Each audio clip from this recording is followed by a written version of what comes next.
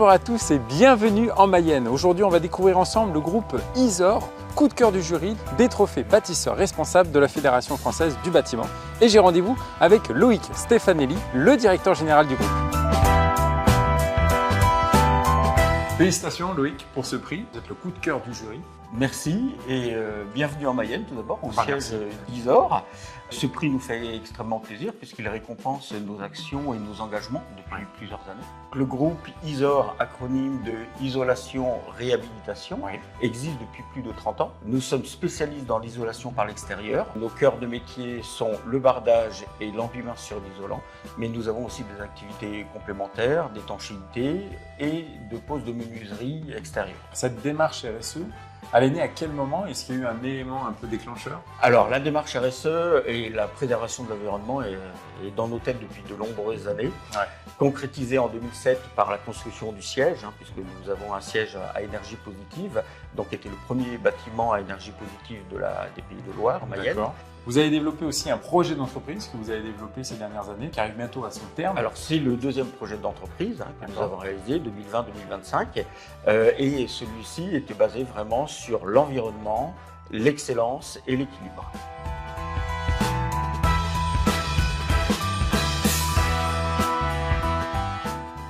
Franck, vous avez fait de l'environnement un des piliers importants de l'entreprise. Comment les activités que vous menez avec le groupe Isor, elles ont un impact positif sur justement cet environnement?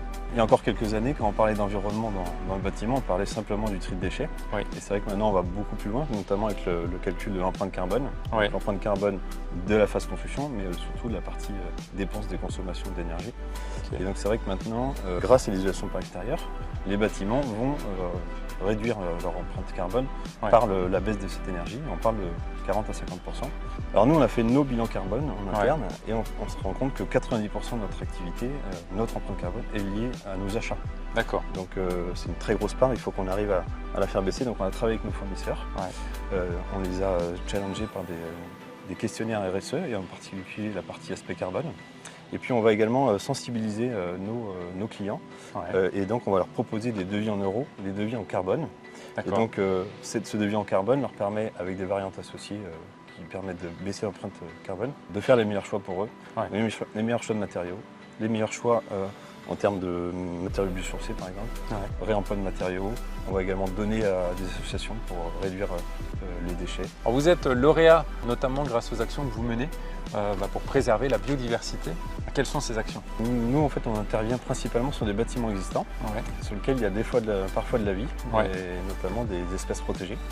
Donc c'est quand même l'ADN de l'entreprise, donc on a pris le sujet à bras-le-corps. On travaille notamment avec la LPO, on a sensibilisé notre personnel. On est actuellement en train avec la FFB de travailler à la rédaction d'un guide. Puis on va participer au financement de nichoirs pour que ces espèces puissent revenir plus rapidement.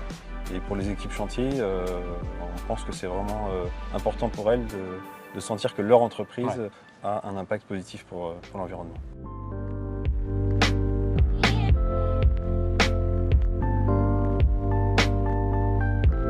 Nicolas, on se retrouve en plein cœur de Angers sur un de vos chantiers.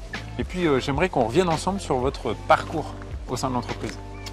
J'entame ma 7e année au sein du groupe Isor. D'accord. J'ai passé 2 ans en formation avec un ancien chef de chantier. Et j'ai gravi les échelons un à un pour arriver en tant que chef de chantier à ce jour, avec l'appui de ma direction. Alors il y a un pilier important, un des 3 piliers importants de l'entreprise, c'est l'excellence. Qu'est-ce que vous mettez vous derrière cette notion-là?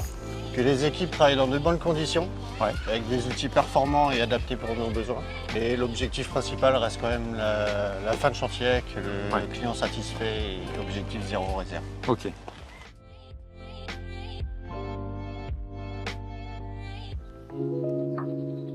Alors Marie, le 3e pilier du projet d'entreprise, c'est l'équilibre. Qu'est-ce qui se cache derrière cette notion? Alors l'équilibre chez Isor, ça passe à la fois par des relations saines et durables avec nos partenaires sous-traitants et fournisseurs. Donc on a mis en place justement une charte de relations et de bonne conduite avec eux, que l'on intègre dans nos contrats. Et puis ça passe aussi par la transparence dans les objectifs et les résultats auprès de nos équipes.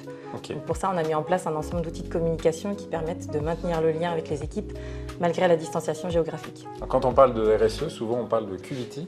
C'est souvent un terme un petit peu galvaudé. Qu'est-ce que vous avez vraiment mis en place? Déjà, la QVT chez Isor, on la mesure.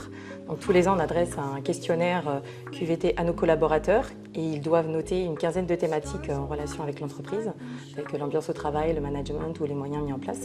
Et donc, ça va nous permettre après de mettre en place une succession d'animations tout au long de l'année. Ça peut être des opérations de ramassage des déchets dans le cadre du World Cleanup, par exemple, ou bien les barbecues de chantier, le Christmas Tour, qui permettent aux équipes de rester informées, sensibiliser aussi autour de la RSE.